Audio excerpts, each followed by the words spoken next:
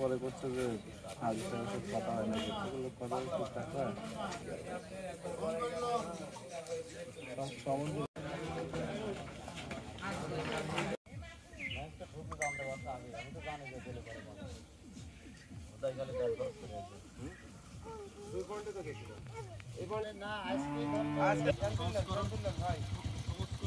যে আমাদের এই লক্ষ্মীপুর গ্রামটি ২ নং বড়াই গ্রাম ইউনিয়নের এই লক্ষ্মীপুর গ্রামটি অনেক অবহেলিত, অনুন্নত।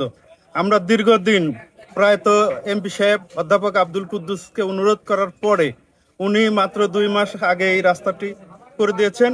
এই রাস্তাটি মাত্র ২ মাস আগে করা। ইতিমধ্যেই আমাদের লক্ষ্মীপুর গ্রামের রবিউল এবং সাদত এরা নিজেদের পুকুর সংস্কার করার জন্য এক্সকাভেটর এবং ডাম ট্রাক এনে রাস্তায় মাটি কাটা শুরু করেছে। আমরা এলাকাবাসী এই মাটি কাটার বিরুদ্ধে এবং মাটি কাটা বন্ধ করার জন্য ওনাদেরকে বলেছি, ওনারা কথা শুনছে না। এই রাস্তা দিয়ে স্কুলের ছেলে মেয়ে যায় এবং এই রাস্তাটা নতুন। এই রাস্তায় যদি মাটির ডাম ট্রাক চলে তা রাস্তা ক্ষতি হবে এবং মানুষের চলাচলের বিঘ্ন হবে। এই জন্য আমরা এলাকাবাসী চাচ্ছি যে পুকুরটা সংস্কার করবে, করুক, কিন্তু পুকুরের মাটি যাতে বাইরে বিক্রি না করে।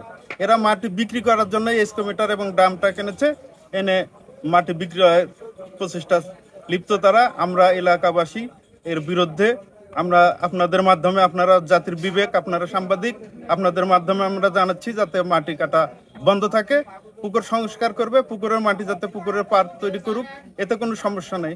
কিন্তু পুকুরের মাটি যদি বাইরে বিক্রি করে তাহলে রাস্তার ক্ষতি হবে এবং ছোট ছোট ছেলে মেয়েদের স্কুলে যাওয়া আসার সমস্যা হবে। ধন্যবাদ আপনাদের। রাস্তা হয়েছে, আমরা চাই না যে এই মাটি কেটে এই পুকুর সংস্কারের নামে এই মাটি কেটে রোড দেয়া, এই রোডটা নষ্ট হয়ে যায়। এমনি যদি সংস্কার করে তারা পুকুর সংস্কার করে। এই পুকুর সংস্কার এবং মাটি বিক্রি কে করছে? হ্যাঁ, এই মাটিটা বিক্রি করে বাকি টিএম বাকি।